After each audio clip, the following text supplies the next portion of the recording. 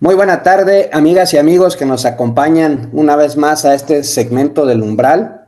Hoy estamos aquí en un nuevo, un nuevo espacio en el que ya saben, el Umbral es un espacio, una mesa de diálogo, de análisis, de charla, para que podamos entender todas y todos en un lenguaje literal qué está sucediendo con el medio ambiente en nuestro planeta y qué podemos hacer como ciudadanas, como ciudadanos y también los tomadores de decisiones, es decir, los legisladores, el ejecutivo, qué pueden hacer como política pública para mitigar, para cambiar esta situación en la que estamos inmersos. Y hoy vamos a abordar un tema importante, crucial, diría yo, que cada vez lamentablemente vemos más agudizado en nuestras poblaciones, que es el tema del agua. Y la pregunta que hoy inicia nuestro segmento, que es el tema, es: ¿estamos en una crisis real del agua? Y para ello, pues me permití invitar a un amigo de hace muchos años. Es un honor que me acompañes, Isaías.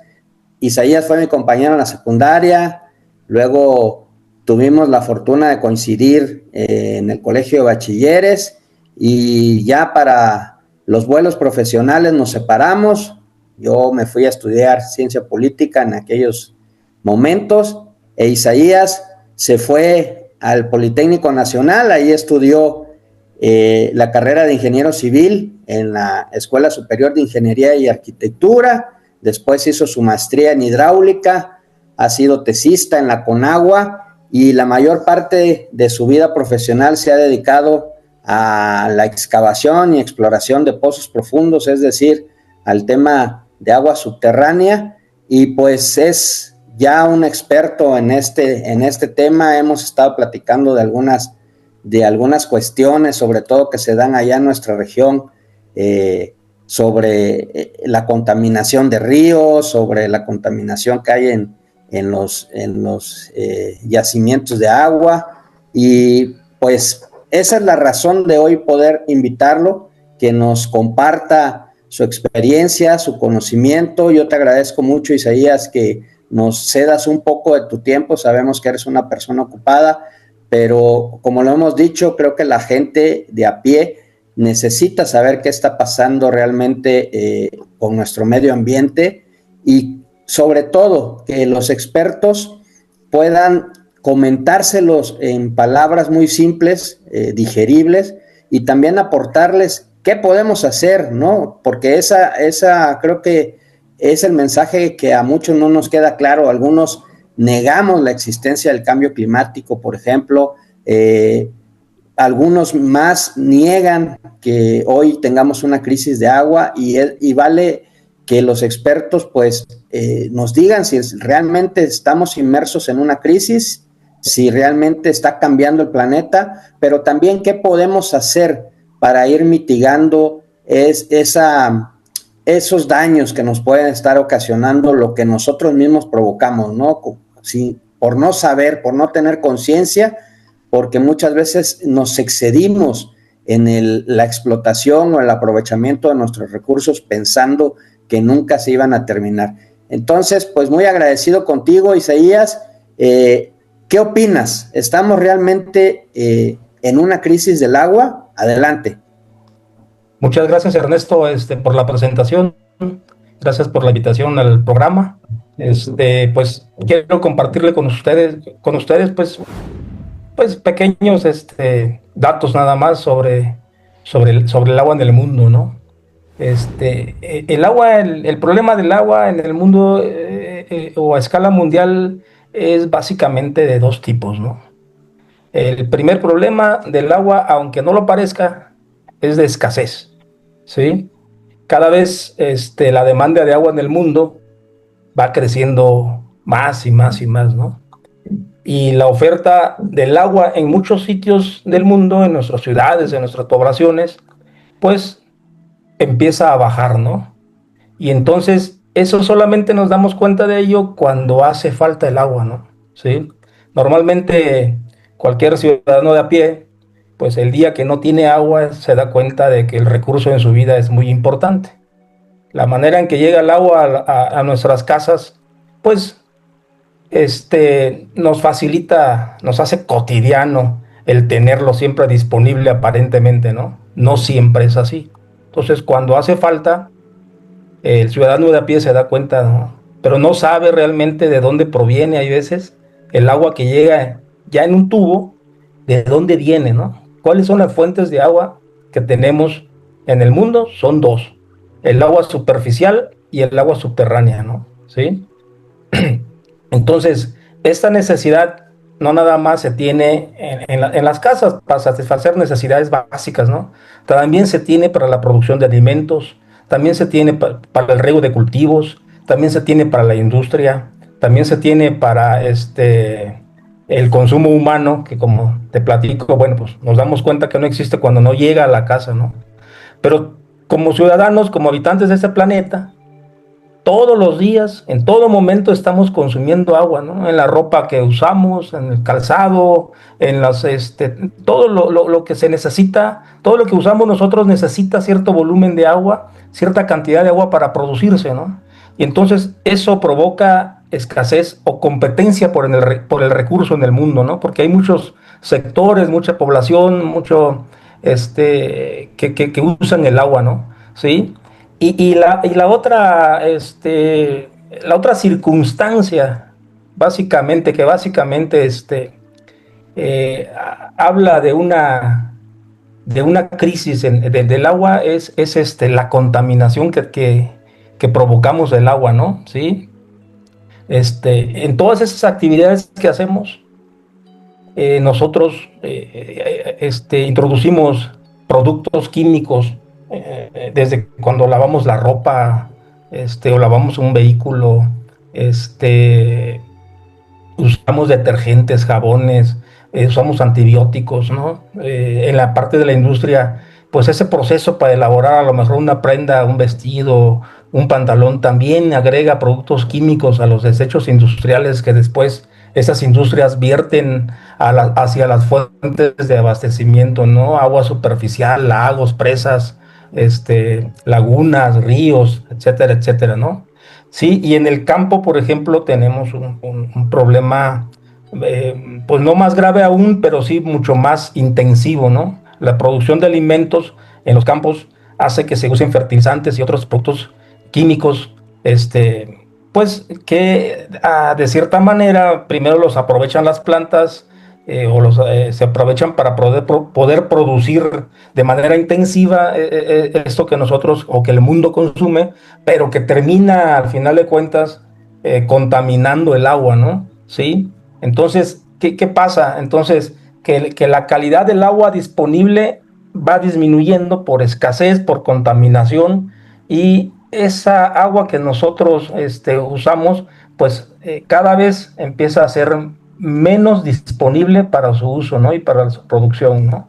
Ese es básicamente el agua tiene esos dos tipos de problemas, ¿no? Sí, acabamos de ver, por ejemplo, en el Estado de México, como ahí pareciera que fue una fiesta, pero colonias enteras se inundaron de espuma, ¿no? Por contaminación, y la gente a veces en broma o pues lo ven como un juego, ¿no? Pero es contaminación del agua, ¿no? Y eso provoca enfermedades, ¿sí?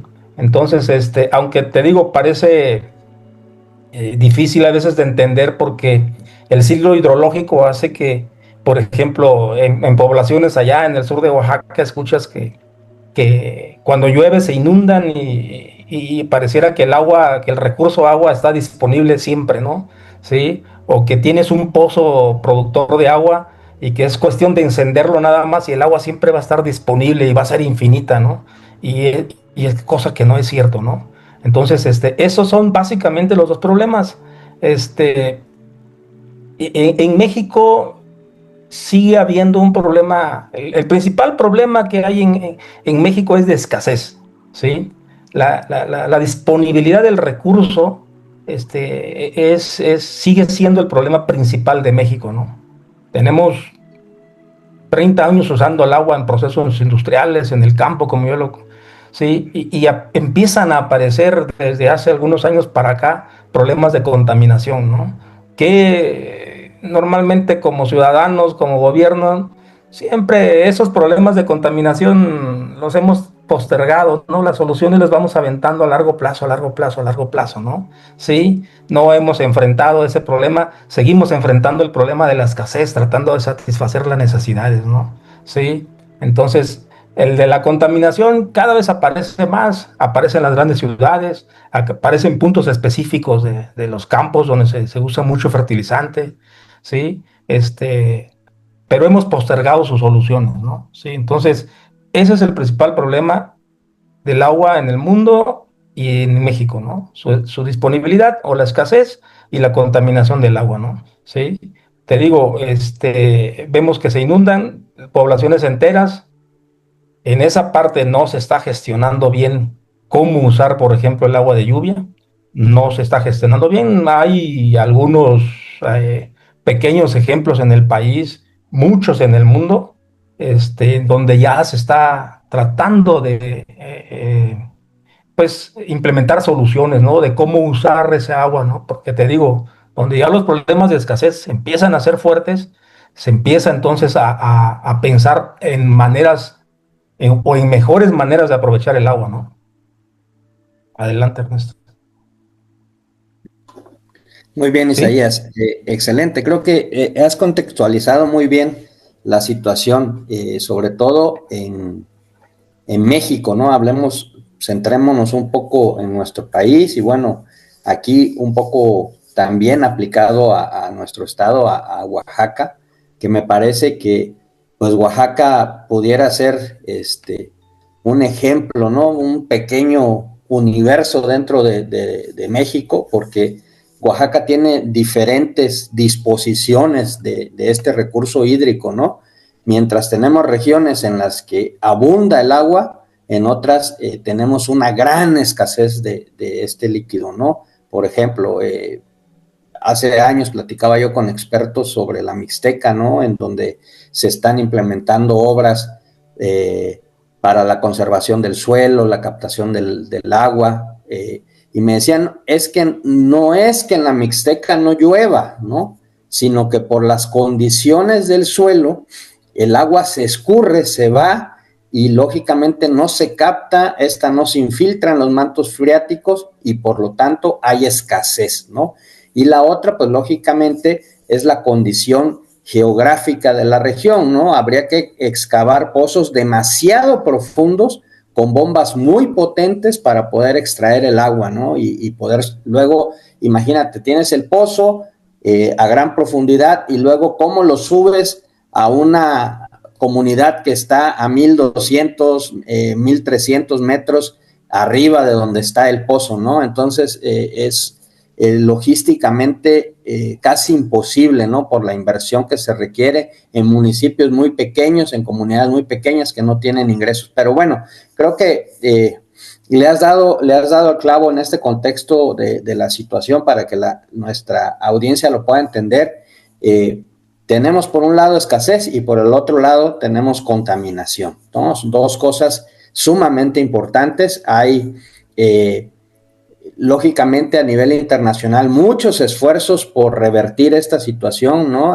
Uno de ellos pues está a punto de cumplirse, que es la Agenda 2030 o los 17 Objetivos de Desarrollo Sostenible que están a punto de fenecer. Y en ese contexto, ¿tú crees que vamos a entregar ya como país, como México, vamos a entregar buenos resultados en este cierre de la Agenda 2030 de los ODS? Mira, eh, el, el- el- el objetivo de desarrollo sustentable número 6 dice que se debe de garantizar la disponibilidad del agua y su gestión sostenible y el saneamiento para todos, ¿sí? Un gran reto, sin duda un gran reto para 2030. Debimos haber hace mucho tiempo cuadriplicado 4 veces más los esfuerzos o la inversión en el sector para alcanzar objetivos serios al respecto. ¿sí? No sé, ya las autoridades tendrán ahí sus indicadores, sus mediciones para ver cómo vamos. De 2015 a 2022 parece que mejoraron esos esfuerzos, pero yo en lo personal no creo, ¿no? Que alcancemos eso. Sin embargo, te puedo decir que pues los esfuerzos tienen que rendir frutos, ¿no? A largo plazo, ¿no? Sin embargo, estas necesidades de que todas las poblaciones tengan agua suficiente en cantidad y calidad, pues todavía en el mundo y en México creo que vamos a ocupar otros 20 años más, ¿no? Yo no creo que todavía lleguemos al punto de que tengamos en ese aspecto tanta salud y bienestar, ¿no? Ahora, aunado al objetivo número 6, por lo menos hay otros 4 objetivos de desarrollo sustentable que tienen que ver con el agua, ¿no? O sea, no nada más el ODS 6, ¿no? Hay otros 4 donde el agua es este punto importante, ¿no? Energía, producción de alimentos y no sé, otros 2 que se me van ahorita de las manos, ¿no? De la memoria, pero de ahí lo destacable que debe hacer que redoblemos el esfuerzo que se había venido haciendo para cumplir con ese objetivo, ¿no? Desafortunadamente creo que México no vamos a alcanzar, pero te digo, es importante, ¿no? Que sigamos en esos pasos, ¿no? Que sigamos dando pasos para poder conseguirlo, ¿no? Sí. Entonces, sin duda, en México hay zonas donde la demanda, te digo, ha superado la oferta. Las grandes ciudades tienen sus propios problemas y sus propios retos en cuanto a resolver los problemas de satisfacer la demanda, la disponibilidad del recurso y el saneamiento del agua, ¿no?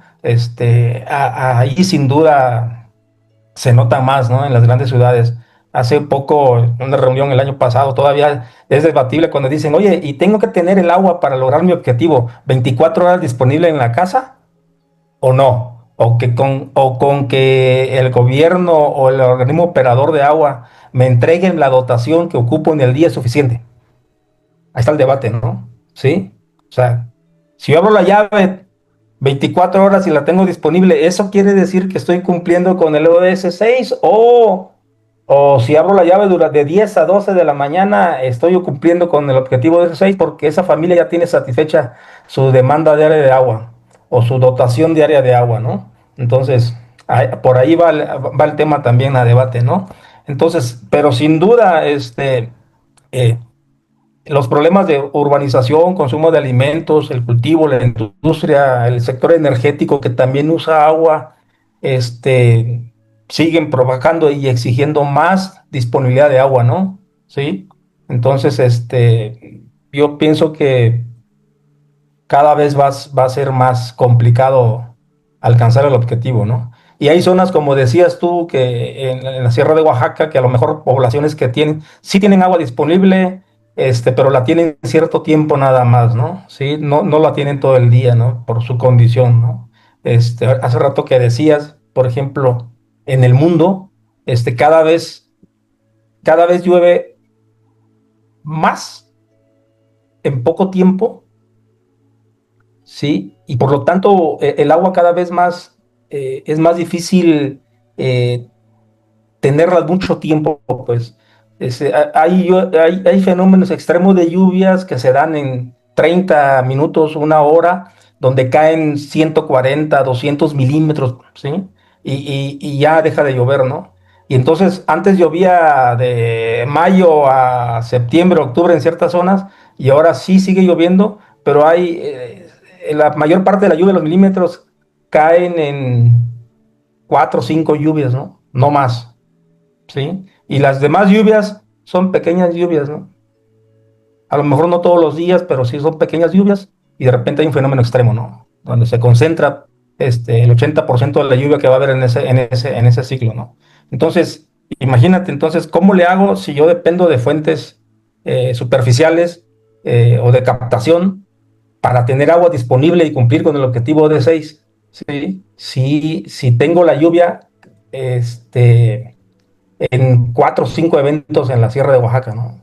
Pues, ¿cómo lo voy a hacer para captar ese agua y tenerla disponible, ¿no? Sí, entonces, Y si hablas de saneamiento, pues menos, ¿no? O sea, la mayoría de la gente no sabe ni de qué se trata cuando hablas de saneamiento del agua, ¿no? Sí. Y entonces, todo esto, la manera en que obtienes el agua, la manera en que la usas, la manera en que la dispones, la tratas, ¿sí? Estás hablando nada más de cómo impacta eso directamente, te digo, a que te dispongas del agua en tu casa, ¿no? Pero no estamos viendo todo lo que sucede también alrededor del tema agua, cuando ya no llueve de igual manera, cuando llueve mucho, cuando hay fenómenos extremos, o sea, ¿qué pasa con los ecosistemas? ¿Qué pasa con la flora, la fauna, ¿no? O sea, cómo cambia y cómo impacta todo esto, ¿no? ¿Sí? La mala distribución de la lluvia, el exceso de lluvia, ¿sí? Entonces, todo eso tiene que ver, ¿no? Cómo cambia la dinámica fluvial de un río cuando llueve mucho, cuando no llueve, ¿sí? Entonces, eso impacta también todo lo que hay alrededor del río, ¿no? Las poblaciones, te digo, flora, fauna, la vida silvestre, todo, ¿no? Sí. Entonces, no nada más, siempre piensa uno que solamente a uno como ciudadano o como consumidor del agua, ¿no? Pero no es eso nada más, ¿no? Hay muchas otras cosas, ¿no? Alrededor del tema agua, ¿sí? Sí, efectivamente, uno como ciudadano, creo, ignora todo lo que pasa antes de que llegue el agua a tu casa, si es que llega, ¿no? Cuando abres la llave y cae el chorro, ignoras completamente todo el proceso que hay antes, pero también ignoras todo el proceso que hay después, ¿no? O sea, es decir, ¿qué pasa cuando lavas los trastes? ¿Qué pasa cuando le bajas la palanquita al baño? ¿No? ¿Qué pasa cuando te das un regaderazo? Esa agua, ¿a dónde va? ¿A dónde debería ir para que tuviéramos ese principio de sostenibilidad, ¿no? El mismo recurso con la misma calidad, ¿no? Sin embargo, pues creo que en alto porcentaje no se está cumpliendo, y eso pues nos provoca que tengamos escasez, más escasez, ¿no? Porque lo poco que llueve, lo poco que nos está llegando, lo mucho que estamos extrayendo de los mantos acuíferos, pues no lo estamos gestionando de manera adecuada, no hay saneamiento. Creo que si hubiera un saneamiento adecuado podríamos estar infiltrando esa agua otra vez a nuestros mantos, ¿no? Para su reutilización. En fin, creo que hay varios planteamientos de solución para estas zonas que están estresadas, porque lo que más vemos pues son las zonas urbanas en donde vivimos, pues yo creo que la gran mayoría de los mexicanos, pero también estamos dejando de ver, como tú bien dices, que estamos estresando zonas que necesitan del agua, ¿no? El bosque, la selva, los humedales, los mismos ríos, ¿no? Han disminuido su caudal y con ello han afectado su caudal ecológico, etcétera. Entonces, bueno, teniendo toda esta visión y todo este contexto, Isaías, eh, ¿cómo vislumbras tú que tiene que atenderse? O sea, ¿cuál es tu idea? Si tú fueras un tomador de decisiones, digamos, si llegaras a ser presidente municipal del Espinal o llegaras a ser, yo sé que no está en tu interés, pero imaginemos, ¿no? En el tema del agua, imaginemos, vamos un paso más allá.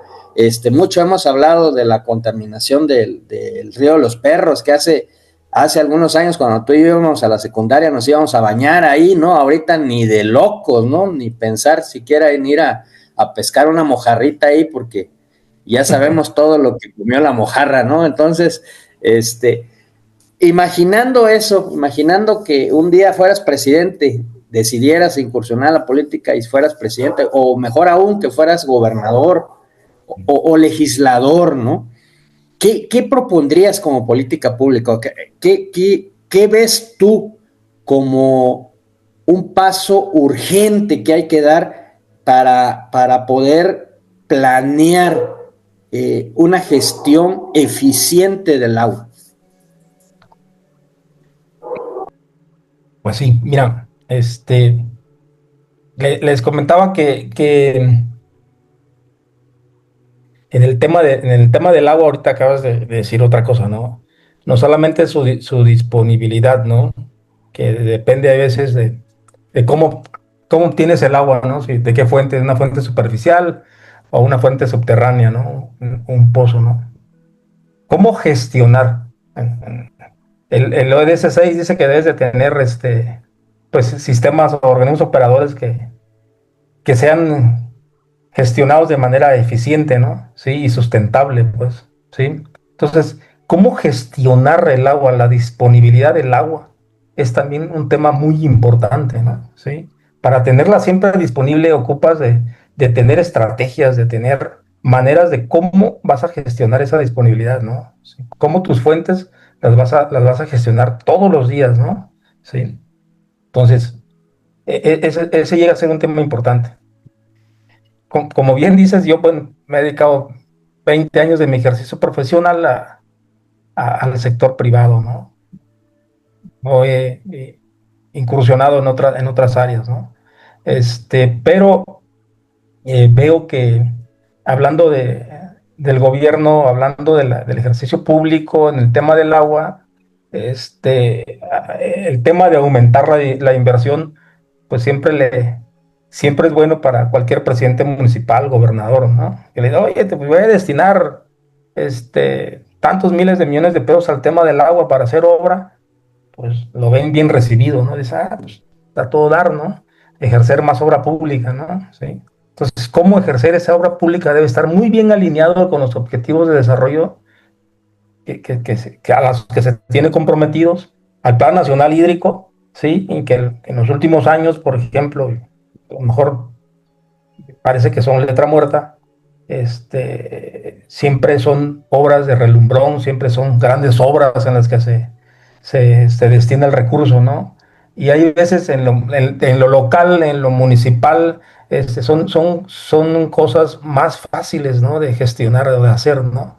De obras, ¿no? Entonces, sí se necesita aumentar la inversión en el sector, sí, sí se necesita capacitar el sector también, porque todos los días se encuentra uno con que municipios o gobiernos estatales, pues en el tema del sector, pues no se le invierte mucho, ¿no?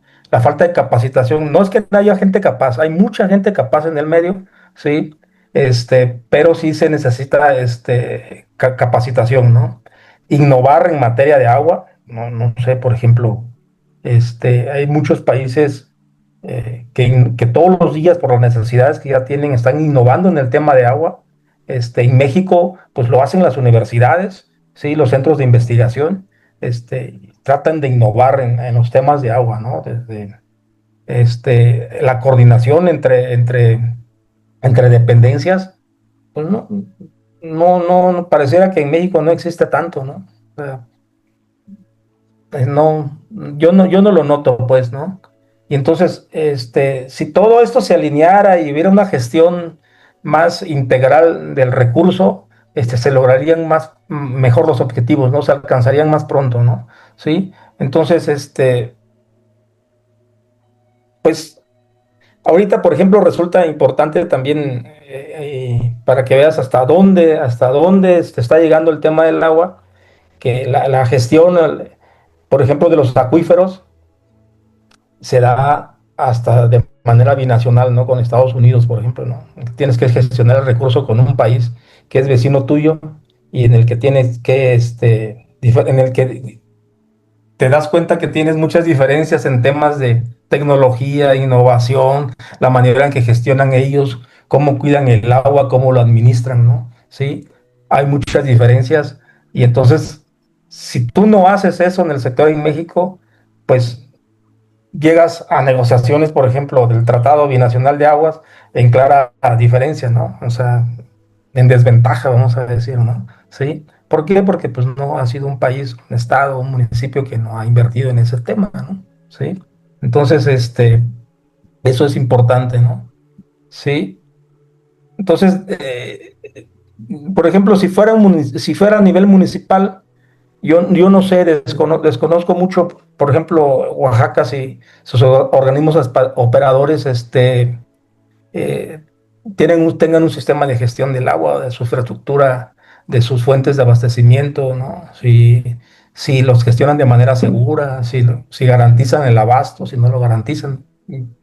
Creo que no. Por lo que veo en muchas partes del país es lo más difícil hay veces, ¿no? Así es. Entonces, pues te digo, esas son de las cosas que habría que hacer, ¿no? Y, me acaba de pasar, ¿no? Como decías, yo me dedico a perforar pozos profundos para extracción de agua, todo, desde la exploración, hasta el equipamiento, ¿no? Hace 2, 3 meses perforamos algunos pozos aquí en la zona, en alguna zona de la sierra y para una comunidad que a lo mejor la comunidad te ocupaba unos 2 litros por segundo, ¿no? Y afortunadamente por ahí, vas, les das, haces un buen proyecto y les entregas 8 o 9 litros por segundo, más de lo que ellos necesitan, ¿no? Pero a la vuelta de un año te enteras porque te quedas ahí con contactos y después el problema ya no es la disponibilidad del agua, ¿no? O sea, o que tengan acceso a ella, ¿no? Ya tienen la obra, ya tienen todo. El problema es la gestión de la infraestructura, ¿no? Sí.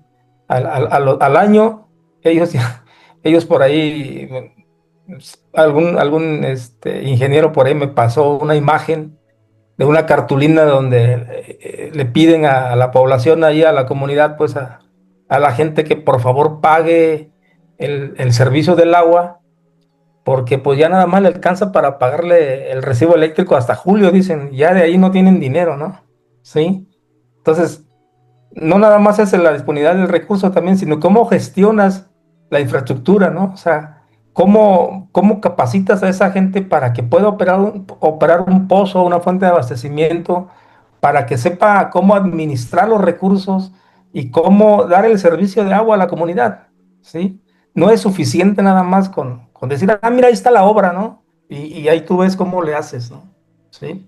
Y estás hablando de la parte donde empieza todo, ¿no? El servicio de entregarles el recurso, el agua, ¿no? No pueden gestionar eso. Imagínate, pueden gestionar su disposición. ¿Cómo lo están haciendo? ¿Cuántas comunidades en México tienen plantas de tratamiento?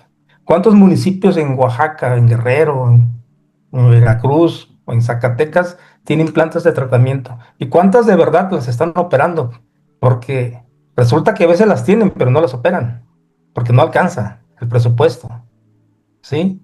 Y entonces, medio las tienen trabajando, medio cumplen con la normatividad, ¿no? Para disponer el agua a- a- y verterla ahí pero pues ni siquiera cumplen, ¿no? No está estabilizada la planta, bla, bla, bla, bla, ¿no? Sí. Entonces, ese es el reto de los municipios, de los gobiernos de los estados, ¿sí? Tener infraestructura que puedan gestionar de manera eficiente y sustentable, ¿no? Sí. Entonces, por ahí hay que empezar, ¿no? Se ocupa de inversión, se ocupa de innovación, se ocupa de gestión, se ocupa de investigación de las universidades, de ingenieros, de buenos profesionistas, sí, todo eso se requiere, ¿no? Sí. Pero se ocupa también que las comunidades y la gente se involucre, ¿no? Se involucre y tomen conciencia, ¿no? Hay una actividad eh, recientemente en algunos eventos a los que luego asisto, un coloquio o alguna reunión, congreso, etcétera, donde hacen visitas a, a un sistema hidrológico, a un sistema, eh, partes de un acuífero, y ahí te van explicando, ¿no? Pero la comunidad, el pueblo a veces ni se entera, ¿no? De qué es lo que tiene, ¿no? Y qué es lo que dispone, ¿no? Y cómo lo puede aprovechar, ¿no? Sí. Entonces, por ahí hay que empezar. Entonces, por ejemplo, no sé si tengas otra pregunta, pero no sé, te digo yo que me dedico más a las aguas subterráneas. eh, si lo que es evidente no lo vemos, un lago, una laguna, una presa, la vemos y no le damos importancia.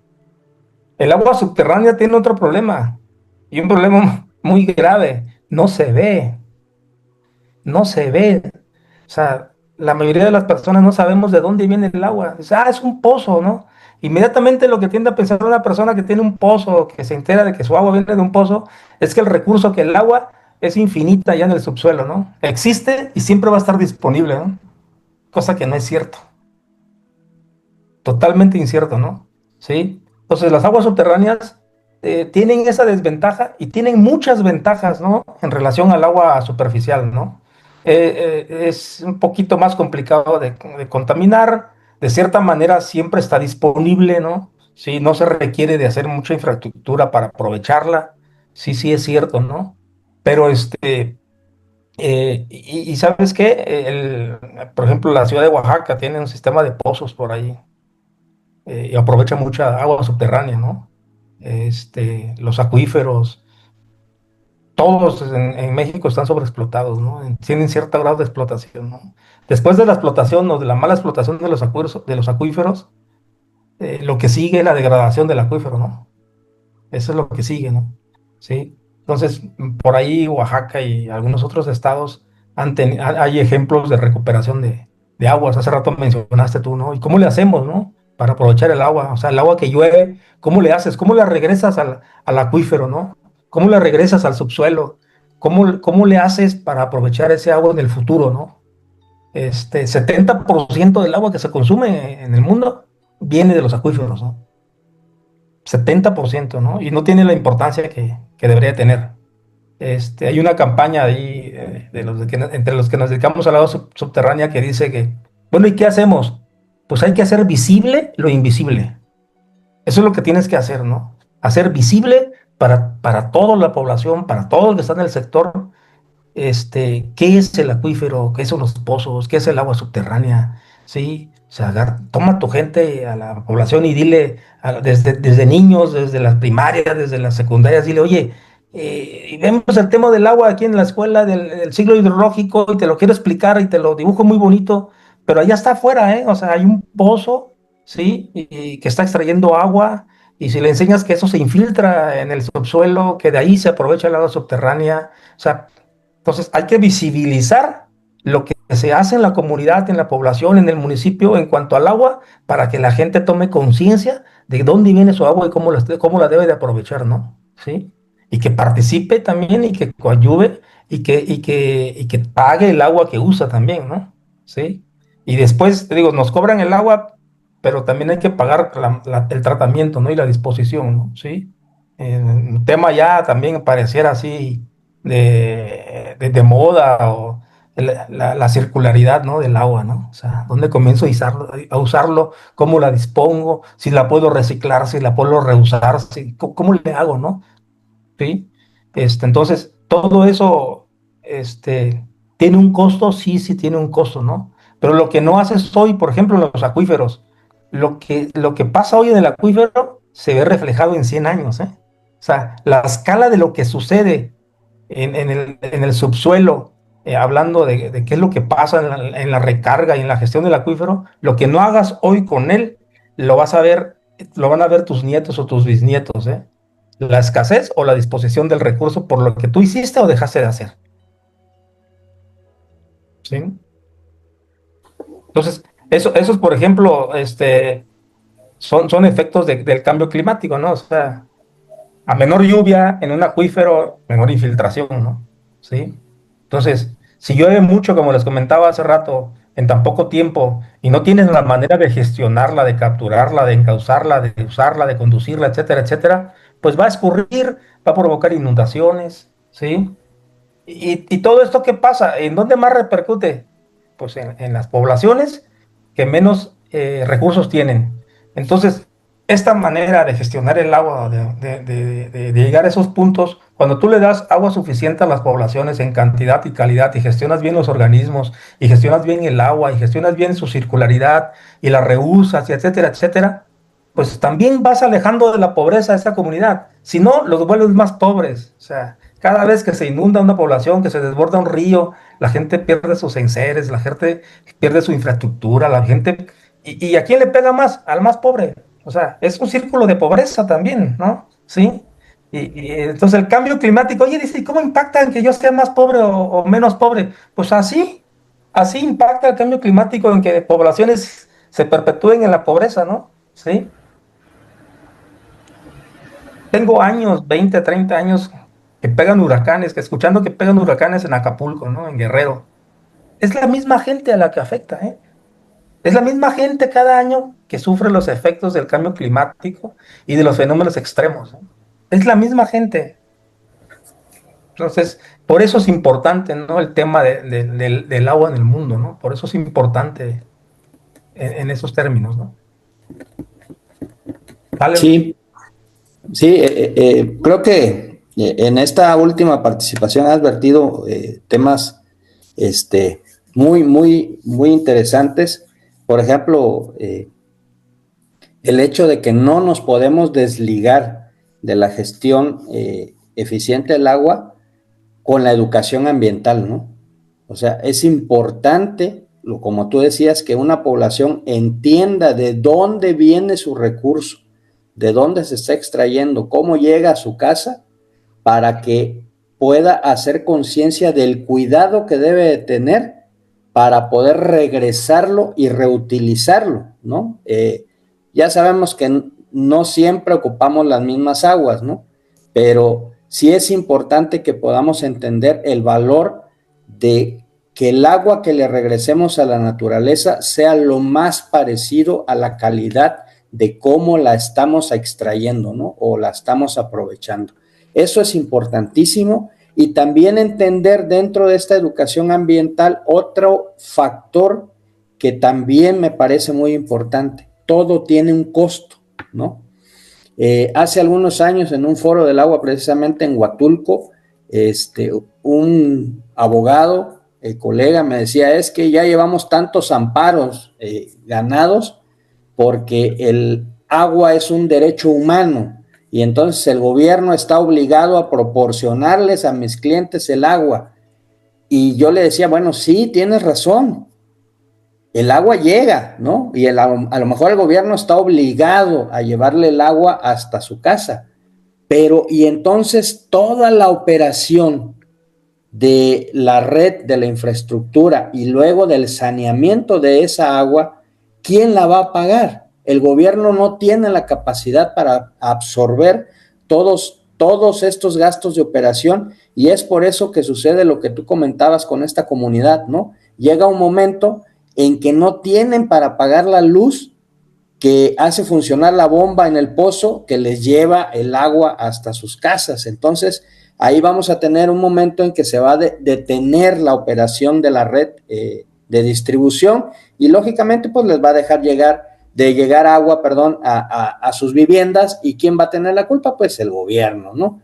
Y creo que en ese sentido los mexicanos sí tenemos un alto sentido de irresponsabilidad, porque creo que la gran mayoría no cumplimos con nuestras cuotas de pago de drenaje y alcantarillado y el agua potable. Entonces, eso hace deficientes, por supuesto, a nuestros sistemas operadores de agua potable, ¿no?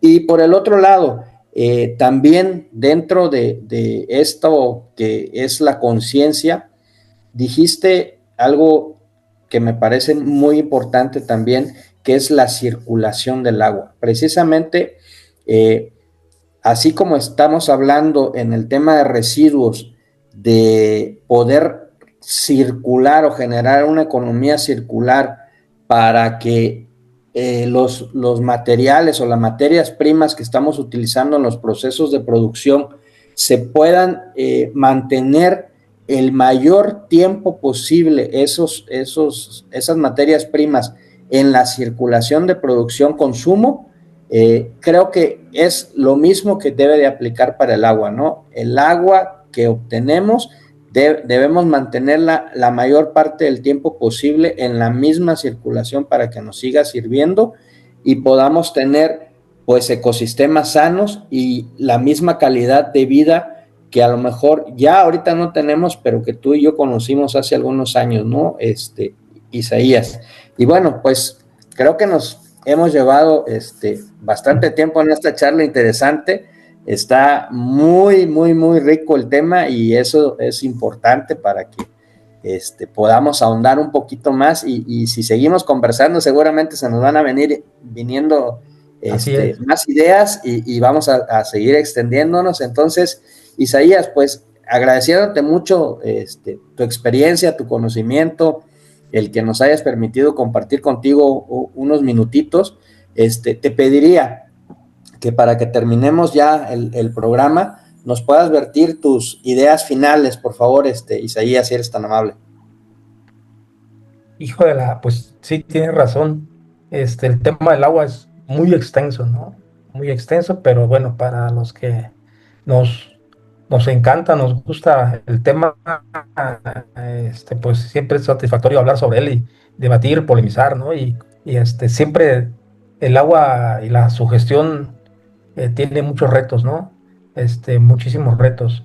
Y los temas que abarcar en cuanto al agua como parte fundamental de la vida del ser humano también, ¿no? O sea, entonces yo te agradezco a ti y a tu programa por la invitación, y siempre voy a estar disponible y dispuesto pues a vertir algún comentario, ¿no? Para, pues, tratar de hacer más conciencia en torno al agua, ¿no?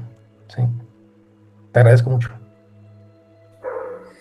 Pues muchas gracias de nueva cuenta, Isaías. No sé si quieras comentar algo final o ya Yo creo que ya ahí le dejamos por hoy con el Muy tema y bien, después, perfecto. con otra Sí, ocasión, en tienes algún toda la tema razón. más interesante, le volvemos a otra vez a platicar. Es, ¿Cómo ves? sí, yo creo que sí, ojalá tengamos oportunidad de seguir platicando de estas cosas. Creo que las mismas noticias que nos van trayendo el día con día, a veces nos arroja temas interesantes que vale la pena abordarlos, ¿no? Como lo que comentabas hace rato, la inundación con espuma, ¿no? A consecuencia precisamente de una mala gestión, ¿no? O los huracanes, que recientemente Eric, que el año pasado Otis en Acapulco, y que lamentablemente a quien más le pega, como decías, es a la población más vulnerable, ¿no? La que está, pues, lamentablemente expuesta a que los fenómenos naturales hidrometeorológicos, pues los afecten, porque están ubicados en lugares en los que no debían estar ubicados, porque no hay infraestructura para contener los fenómenos, porque sus casas no tienen la infraestructura para responder ante este tipo de fenómenos, etcétera. Entonces, tienes razón, es un fenómeno también de pobreza que lamentablemente nos mete en este ciclo pues sin final, ¿no? De pobreza, porque pues estás en condiciones paupérrimas, llega un fenómeno y te vuelve a retrasar, ¿no? Unos años, porque pues el colchón, el refri, las cosas que habías comprado con mucho esfuerzo, de repente ya no existen otra vez, ¿no? Y lo mismo nos sucede, pues no solo con los huracanes, ¿no? O los deslaves o las inundaciones, sino también lamentablemente con los sismos, ¿no? Lo vimos en nuestra tierra, ¿no? Y no estamos preparados todavía para enfrentar esas cosas. Entonces, pues yo creo que estos espacios sirven para poder generar reflexión, para que la gente entienda, para que puedan, cuando tengan alguna duda, sobre todo los tomadores de decisiones, puedan acudir a expertos como tú, Isaías. Pues si nos permites, al final del segmento vamos a dejar tu teléfono y tu correo electrónico para que si tienen alguna duda las autoridades municipales que nos lleguen a ver, o algún tomador de decisiones, incluso del campo, de empresas privadas, si tienen alguna duda, pues la intención también es decirle a la gente, aquí hay expertos, hay gente que tiene conocimiento, hay gente que tiene experiencia en el tema y los puede asesorar para que puedan tener una mayor gestión o una más eficiente gestión en el tema del agua, que va desde dónde y cómo perforar un pozo, porque a veces pues todavía usamos prácticas que no son muy eficientes, ¿no? En los métodos científicos para determinar en dónde podemos hacer un pozo, por ejemplo, ¿no? Y cuánto podemos extraer de ese pozo, ¿no? Y eso, lejos de ayudarnos, a veces nos hace gastar más, porque el pozo ese que excavamos resulta que no nos da el agua que necesitábamos y ya tenemos que hacer otro, en fin. Entonces, más vale que vayamos con expertos y que desde un principio todo funcione de manera adecuada, ¿no? Así es, Ernesto. Muy bien, Isaías, muchas gracias, un abrazo, cuídate mucho. Nos Igualmente estamos a viendo. ti, a tu auditorio, que estén bien. Saludos. Gracias. Bye.